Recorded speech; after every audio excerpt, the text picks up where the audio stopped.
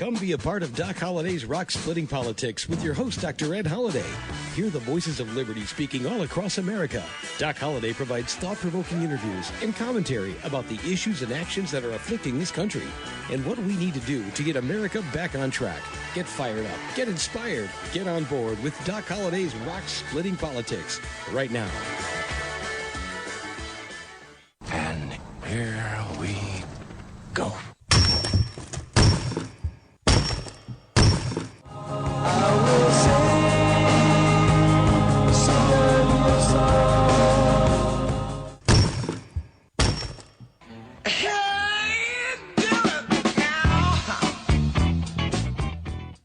And once again, that's the sound of rock cracking. You got Doc Holliday's Rock Splitting Politics right here on webtalkradio.net. That's webtalkradio.net. I'm your host, Dr. Ed Holliday. And high gas prices. Have you seen any? You have high gas prices where you're trying to fill up? Well, we're going to talk about that. There's some truth to know. And I think most Americans know most of the truth. The trouble is there's a lot of disinformation coming out of government mouths, and mouths that mouth a lot of misinformation.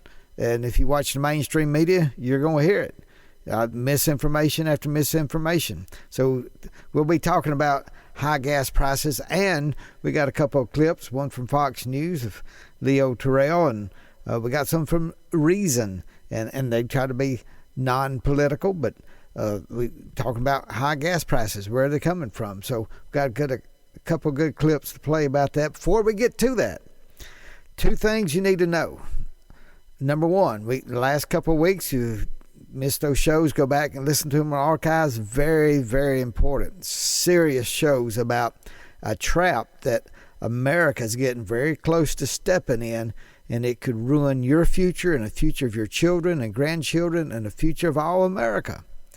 And that trap, you can go back and listen to it, but the American dollar is the world's reserve currency. And I know we got some listeners around the globe, and thank you for listening to Doc Holliday's Rock Splitting Politics. We appreciate you listening, but the fact of the matter is we are the world's reserve currency with the American dollar. And if we fail to be that, it will be a foundation-shaking event. You talk about rock-splitting politics on financials, it will be a major, major earthquake if we are no longer the world's reserve currency. And this is the scary thing. After the last 2 weeks, after our last show, the Wall Street Journal came out with a story about China going to Saudi Arabia, asking Saudi Arabia to not accept the American dollar. When they buy the oil, they want to buy it with the Chinese yuan. And that's like the American dollar, Chinese have a yuan, Y-U-A-N.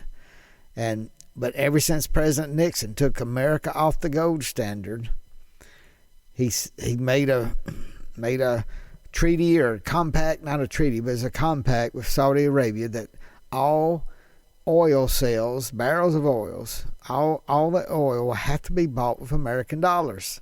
And this gave OPEC power, and it gave America power in the world economy. But it's being challenged now. Russia has hated it. The Soviet Union always hated it, but now Vladimir Putin hates it, and China hates it. And if Putin and China team up with some other countries, they could challenge America being the world's reserve currency. And it would really, really hurt America because we've borrowed so much money, and it hasn't affected our interest rates. Of course, now we got inflation going sky high, but it isn't because we're the world's reserve currency with an extremely high debt as much as it's stupidity in the White House and throwing way too much money into the economy at once, and then sinking our entire energy industry. So we'll have more talk about that when we talk about high gas prices. But that's the thing that you need to know. Yes, that keeps me up at night. If you want to know what keeps me up at night looking at financials, it is knowing that there are people and there are villains out there that hate America, like Vladimir Putin, like President Xi of China. And there's just villains out there. But America's been so powerful, they haven't been able to knock us out of being the world's reserve currency. But that could change very well if this what's going on when we kicked Russia out of the SWIFT system, financial system. Yes, we want to hurt them. Yes, we want to stop the war in Ukraine. Yes, we want Ukraine to be free and independent. But when you start confiscating people's reserve currency, other countries, then why would a country say, ooh, they could do that to me, and then all of a sudden you might not have American dollars being the world's reserve currency if other countries say, hey, we're not going to be blackmailed. But let's go on with the one other thing that we need to talk about is last week information came out, the New York Times, in a little bitty paragraph. About, I think they said it's 24 paragraphs into the story, said it looked like the Hunter Biden laptop found in 2020 that came alight just before the election, but it was blackballed across agencies and newspapers and news media. They said, but now the New York Times is saying, it looks like it was really Hunter Biden's laptop. About 2 years too late, a little less than 2 years. And all the people who conspired to call it Russia disinformation. In fact, there were over 50 former intelligence officers and leaders that signed a document saying it was Russian misinformation. And not to worry, don't look into the Biden laptop story. And a lot of news people use that for coverage to say, oh, we don't need to look at this because it's Russia. Why is it always Russia? But they said it was all Russia's misinformation, Hunter Biden's laptop before the election. And so nobody would cover it. And now looks like they were wrong. Hey, listen to this little clip of what you heard a couple of years ago listening to mainstream media. Biden's secret emails. A really fishy story. The Post claimed that the emails were found on a laptop computer that was brought to a repair shop in Delaware in the spring of 2019. The FBI is now investigating whether those alleged Hunter Biden emails are actually connected to a larger foreign intelligence operation. They may be related to a foreign intelligence operation. Foreign intelligence operation. Foreign intelligence. Foreign intelligence. Foreign intelligence operation. For all we know, these emails are made up. The information found on the laptop may be part of a Russian disinformation campaign. Part of a Russian disinformation effort. Described by many intelligence experts as having hallmarks. All the hallmarks of a Russian disinformation. Russian disinformation campaign. This is a classic example of the right-wing media machine. All right, a classic example of the right-wing media machine. Wow. 50, including Obama CIA chief Brennan and all these other people, said it was the hallmarks of Russian disinformation, and that the news media, it gave them cover not to cover it. And the news media went lapdog media. The lapdog media just went for it. Oh, it's Russian disinformation. And now we find out, the New York Times says, oh, it looks like it is Hunter Biden's laptop. Of course it is. Of course it was. And of course, the media, the mainstream media, wanted to influence an election. Not tell a story, not tell news, but to influence a very close election. Shame on them. Shame on these companies, these organizations, these supposed to be pillars of a democracy, when they do not carry a story on purpose to help influence an election. How about it, CBS, ABC, NBC, MSNBC, CNN, PBS? American taxpayers pay for PBS, the public broadcasting system. How long can conservatives keep using tax money for people who put together stories and forget stories that they don't want so that they can influence an election. This is the public broadcasting system that has failed. It has some good points throughout this history, but you can't let it give news that gives a one-sided view that wants to influence an election. That's what the public broadcasting system did in 2020 when it comes to Hunter Biden's laptop. Shame on them. Shame on all. And how many of them have come out to apologize? And they should be profusely apologizing to the American people, their audience, because they misled their audience on purpose. Yes. What a shame. What a shame. Yes. And, why do people listen to them? These are the same people who are talking about high gas prices being all the fault of who? Vladimir Putin. Did gas go up when Ukraine was invaded? It did. Is that what started the inflation of gas? No, it wasn't. So a lot to talk about. Let me just remind you, you're listening to Doc Holliday's Rock Splitting Politics. You're listening to us right here on webtalkradio.net. And in just a moment, we're going to talk a little bit about cryptocurrency and Bitcoin and what it means in today's world with the war going on for Ukraine and Russia. What is it? Where is it fitting into that? We'll briefly talk about that, and then we'll talk about the high gas prices, and we'll talk about the reason why the truth is being, just as Americans in many cases were misinformed about Hunter Biden's laptop, they are being misinformed about high gas prices and where this inflation is all coming from, and they're being misled in a large part by the same people who misled Americans about Hunter Biden's laptop. So are we seeing a pattern here? Better yet, are the people who have been fooled so many times by the mainstream media, they've been lied to many times, talking about the Russian hoax, that Trump had something to do with Russia and Russia had something to do with him winning an election in 2016, proven that now because of Durham report that has not even been fully come out, but we know it originated with the Hillary Clinton's campaign, and the FBI played along with it. I've told you before where it's a shame, but the FBI leaked the information so that somebody could give it to John McCain, and John McCain thought he was a great American because he found this information, so he gave it to the FBI. Don't you know the FBI was high-fiving each other? I hope it worked. Oh, man, we got John McCain believing this stuff, and he's brought it to us. And they're the ones that sent it out hoping he would take the bait. He did.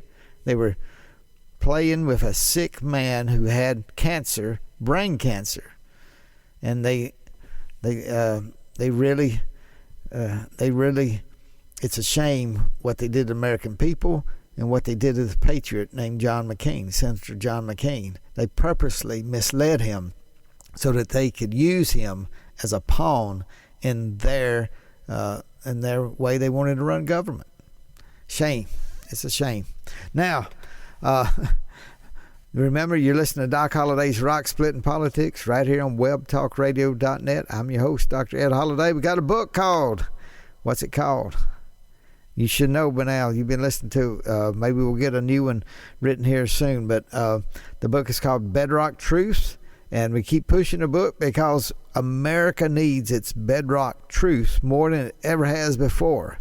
We need to get back to the values, the morals that made America strong. America's never been perfect, and I think we can all say that. We say that in our Constitution when it says to form a more perfect union.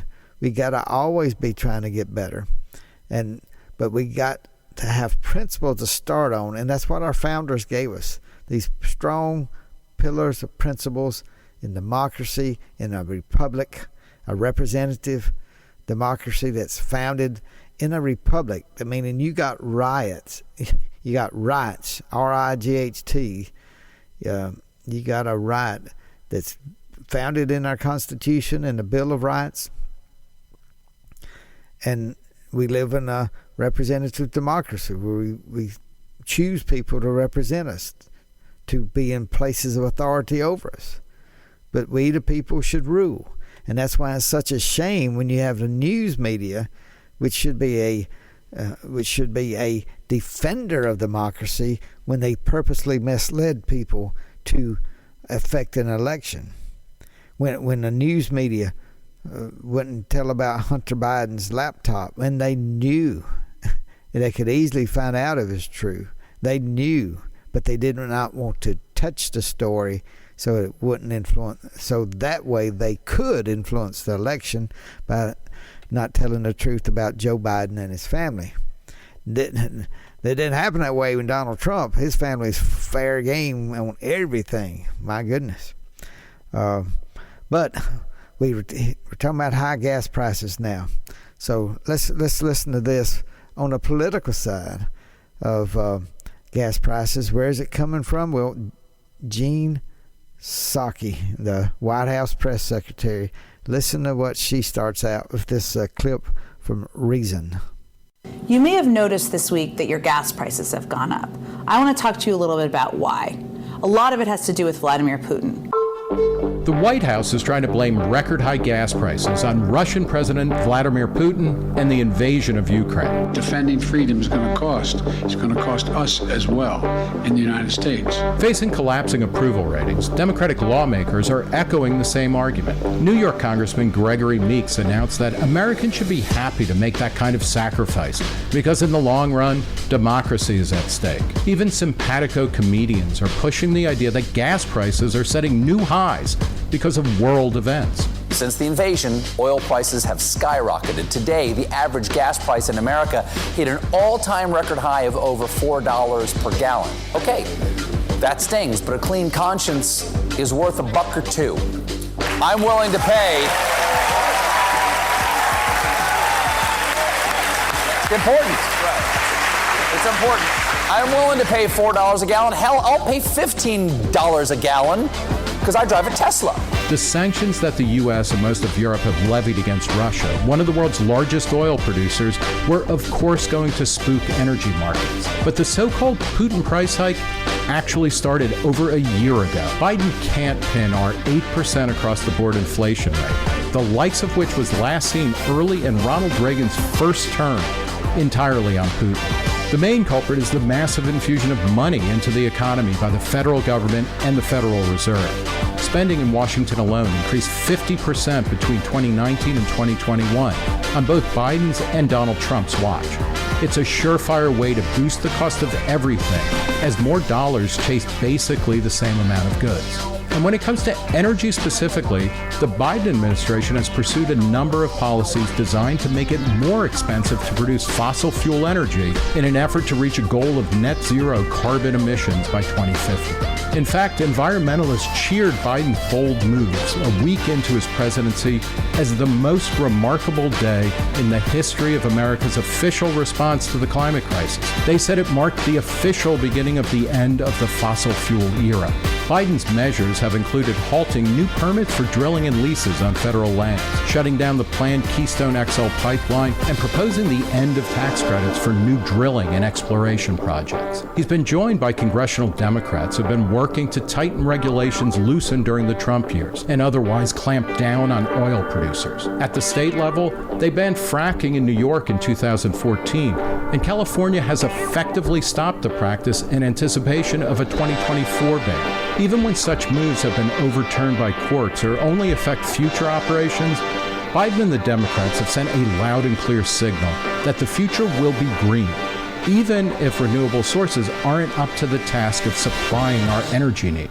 Currently, less than 13% of our energy comes from renewable sources. And even as wind, solar, hydroelectric, and other sustainable sources do get cheaper and more reliable, we're a long way from independence on fossil fuels.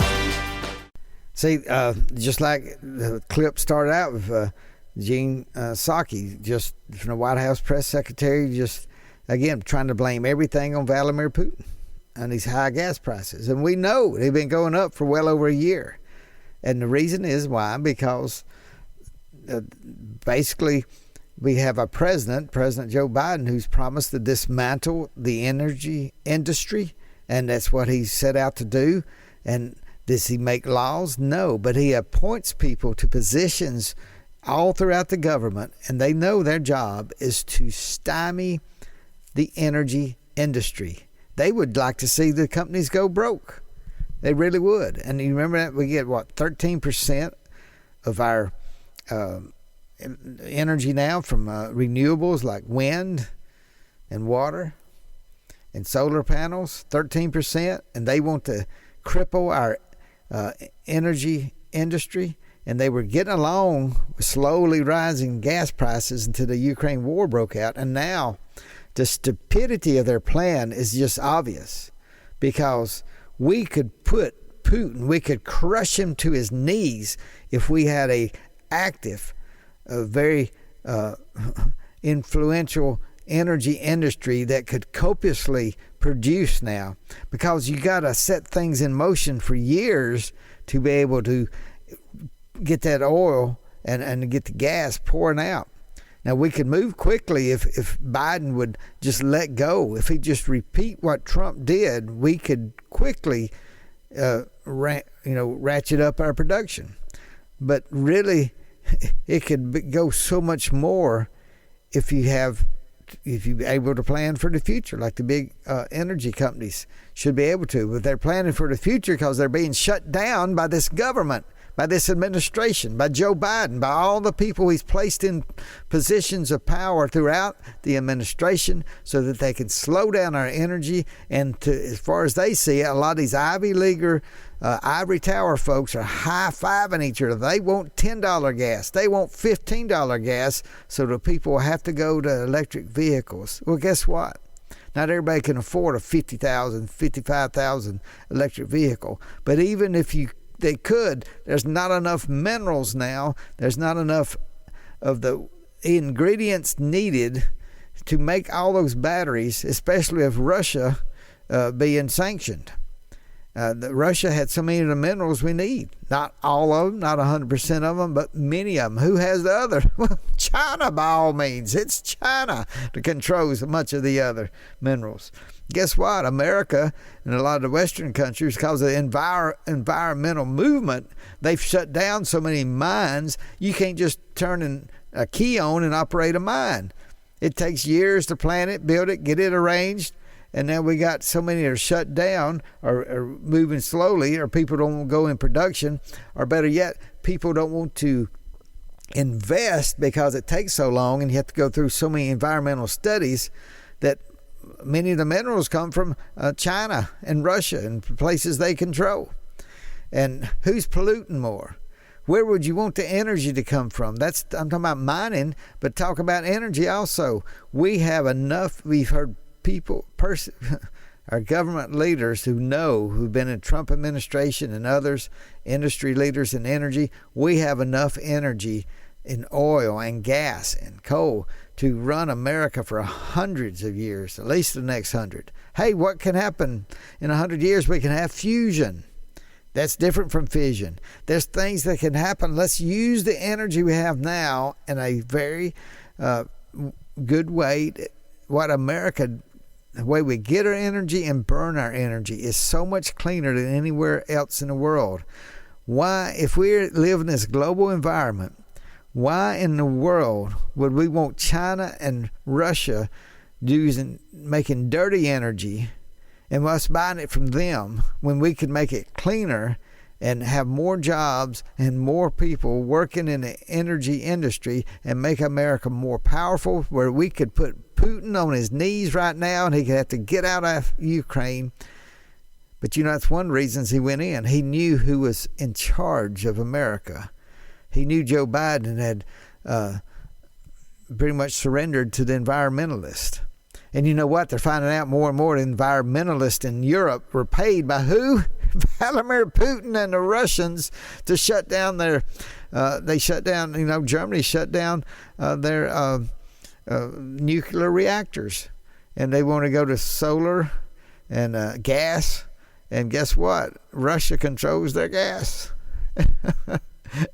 And, you know, where did all those outfits get their money? They're finding out a lot of them got it from Russia. How many environmental groups in America are funded by Russia or China? It'd be good to know that, wouldn't it? Do the Democrats want to know? I doubt they'll let any kind of bill go through.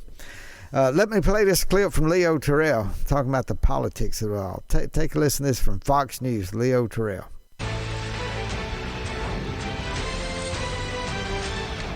The midterms. President Biden choosing to double down on his climate agenda at his first in-person DNC fundraiser of the midterm season. The president telling the crowd last night, crowd of 18, the quote, climate crisis is the existential threat.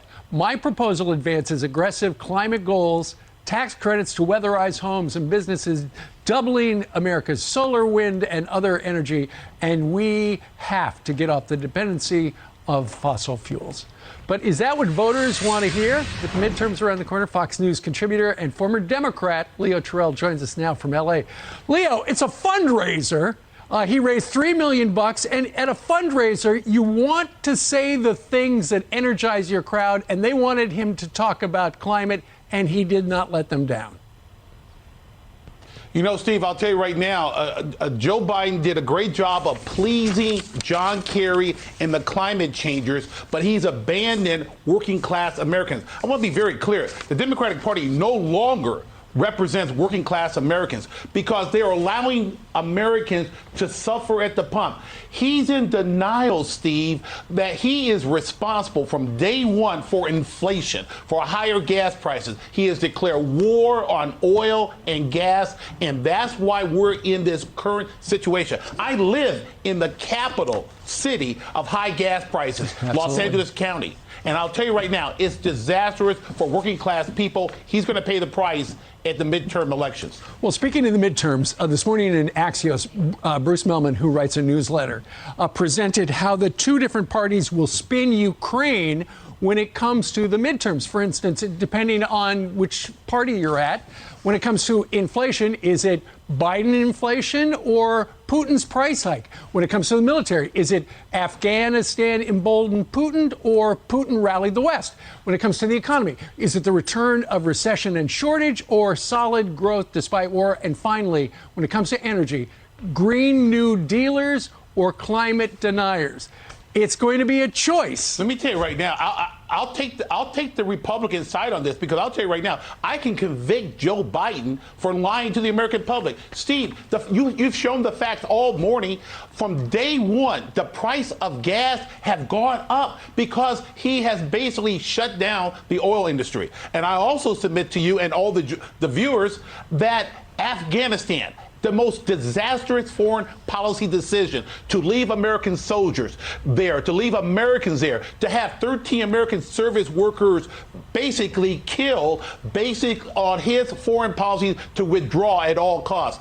The war in Ukraine, Steve, he talked about punishing Russia. He could have done that much earlier. No one can deny the fact that Joe Biden sleep at the wheel, failed at the policies, the foreign policies, and in my opinion, he's more interested in pleasing John Kerry on climate than allowing Americans the ability to go to work. It's too expensive to go to work. It's hard enough to get people to go to work because we got so many people who aren't working.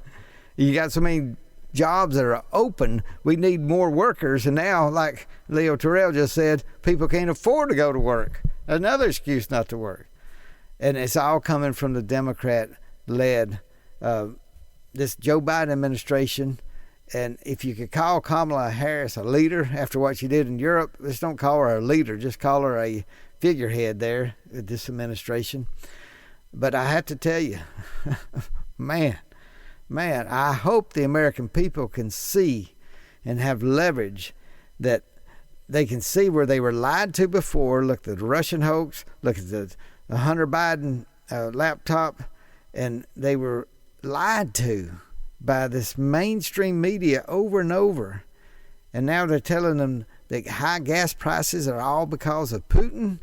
Please, there's got to be enough people in America, white, black, red, yellow, I don't care what color your skin, but listen for the truth. And that's what you need to know the truth.